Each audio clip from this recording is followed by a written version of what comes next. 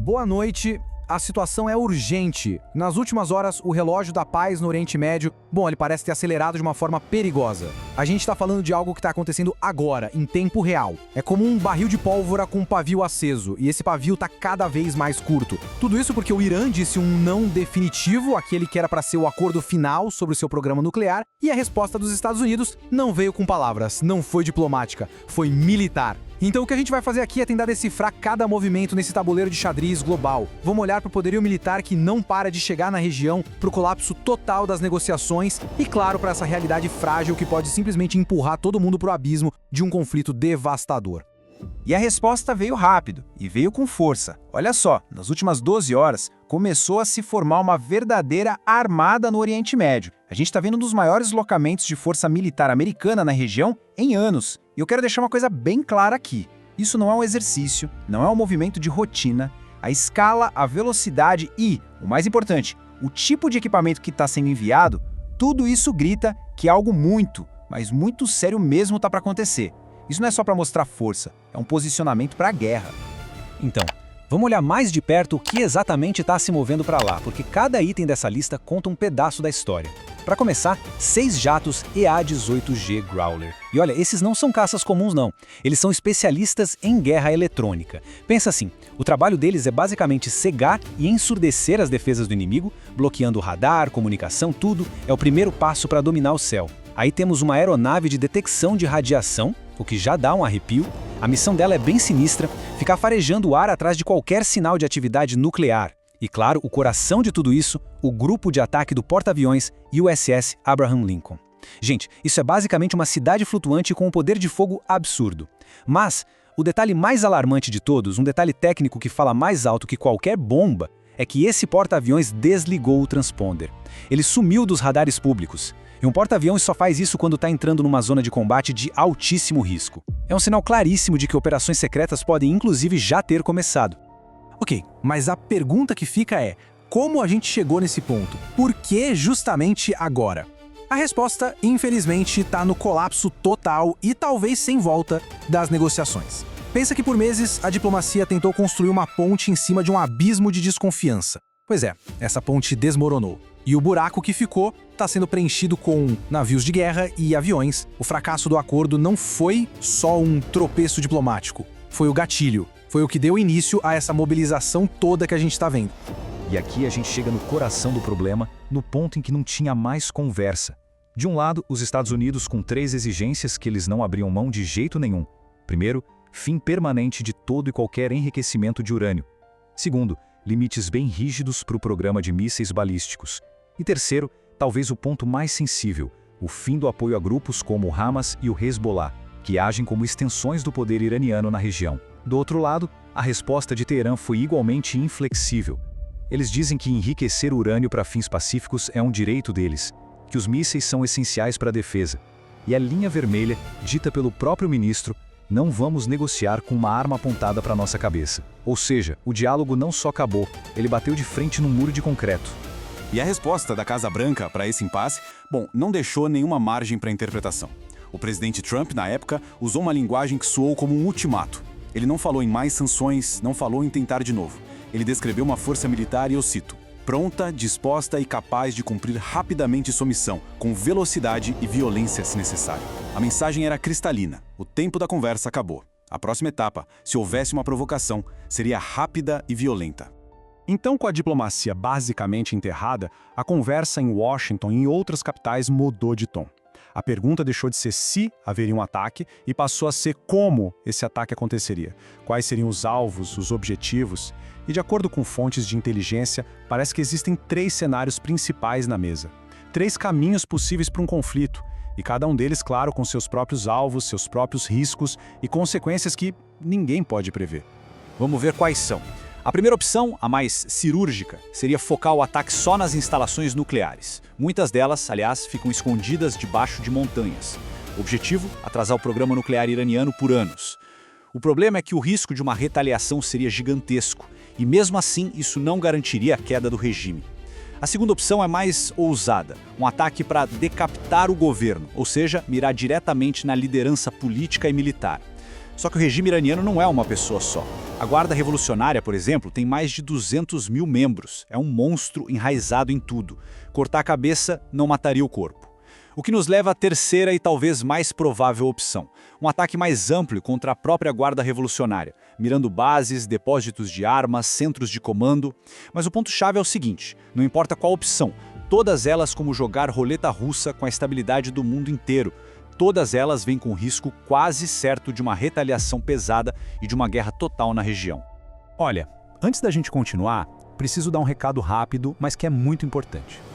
Conteúdos como este, que mergulham em assuntos sensíveis, com detalhes militares, geopolítica, muitas vezes as plataformas digitais restringem o alcance. Então, se você acha que entender essas dinâmicas complexas do nosso mundo tem valor, considere, por favor, se inscrever aqui no canal. É um clique que não custa nada, mas que ajuda demais a gente a continuar trazendo esse tipo de análise mais a fundo e de forma independente. Muito obrigado. E quando a gente abre o zoom e olha para o resto da região, nossa, aí o cenário fica ainda mais complicado. Porque isso não é uma briga limpa entre dois países. É uma teia de aranha, cheia de alianças frágeis, de rivalidades antigas e de interesses que se cruzam. E o mais surpreendente? Dessa vez, parece que os aliados de sempre dos Estados Unidos não estão exatamente na mesma página. Enquanto isso, o Irã deixou o recado sobre uma possível retaliação bem claro, de uma forma que não deixa dúvida. Um conselheiro do líder supremo disse que essa ideia de um ataquezinho limitado é pura fantasia. Nas palavras dele, qualquer ação militar, não importa o tamanho, vai ser considerada o começo de uma guerra total. E a resposta prometida, imediata, abrangente e sem precedentes. E eles não estão falando só de bases militares. Falam em mirar em cidades, como Tel Aviv. É a estratégia da intimidação levada ao nível máximo do terror.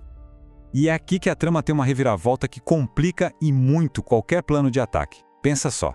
Aliados históricos dos Estados Unidos e que são rivais declarados do Irã, como a Arábia Saudita e os Emirados Árabes, eles basicamente disseram não, avisaram Washington que não vão deixar usar suas bases nem seu espaço aéreo para um ataque.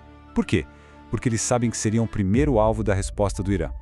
Isso já bagunça todo o planejamento militar, que agora precisa pensar em rotas mais longas e arriscadas.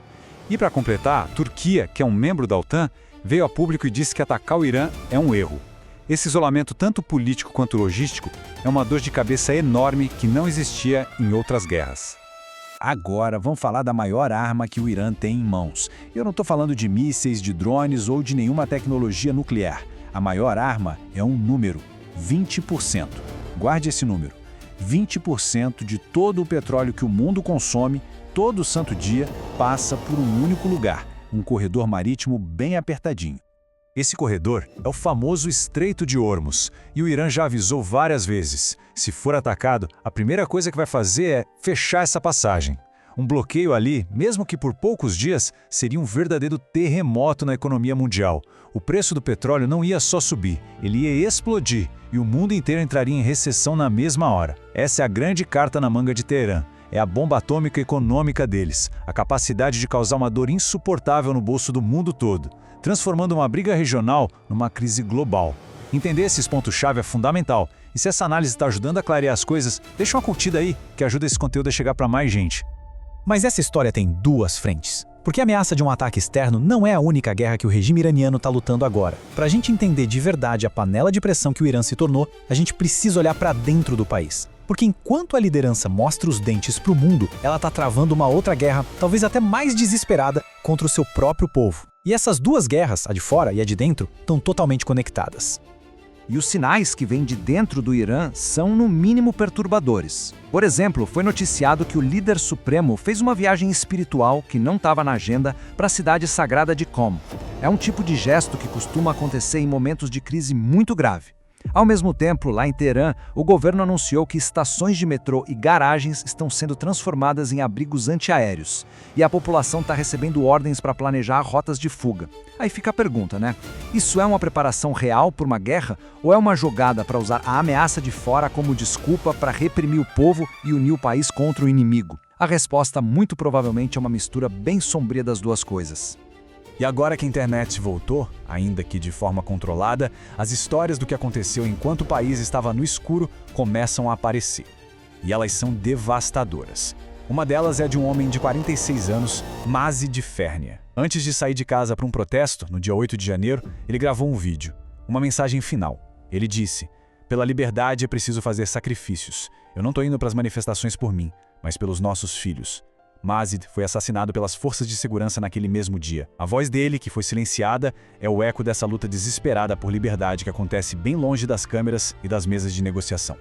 E a brutalidade dessa repressão interna chega a níveis que são difíceis até de imaginar. Um médico que continua em Teherã, correndo risco de vida, conseguiu mandar um relato do que ele testemunhou. Ele conta que os hospitais receberam ordens para esvaziar as emergências, mandando pacientes doentes para casa para abrir espaço para os agentes de segurança que se ferissem. E o relato fica ainda pior. Ele descreve ter visto manifestantes feridos serem desconectados de respiradores com a justificativa de que são inimigos e merecem morrer. Médicos foram presos simplesmente por fazerem o seu trabalho, por tratarem os feridos. E agora, as forças de segurança patrulham os hospitais, olhando as câmeras para caçar e prender qualquer pessoa que apareça por lá com ferimento de protesto. É a medicina sendo usada como uma arma. E é assim que a gente chega à beira do abismo. A diplomacia fracassou de forma retumbante. A região está dividida, incapaz de se unir contra a guerra. Uma superpotência militar está com o dedo no gatilho, pronta. E no meio disso tudo, um regime que não só ameaça a economia do mundo inteiro, mas que ao mesmo tempo massacra seu próprio povo. Todos os ingredientes para uma explosão estão aí. A única pergunta que fica no ar é: o que, ou talvez quem, ainda impede que a primeira faísca coloque fogo em tudo?